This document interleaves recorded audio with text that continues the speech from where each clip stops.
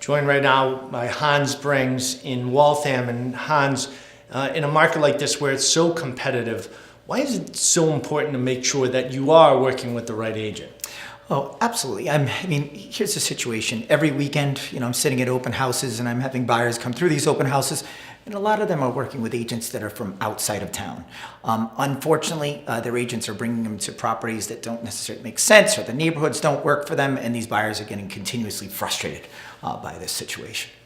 And it's one of those things, it's common in many groups of friends and families where everybody knows a real estate agent, right? So a lot of times you'll just work with somebody because of that fact, and that might not put you in the best position to win a deal, especially in this greater Boston market. Yeah, and a buyer has to think what's in their best interest, and their best interest is to get the right home, find the right property that makes sense for their family. And unfortunately, if the agent that they're working with doesn't know the town very well, doesn't know the agents very well, doesn't have a network of people in that town, they're just not going to have the insight to provide to that buyer to help them find that right property.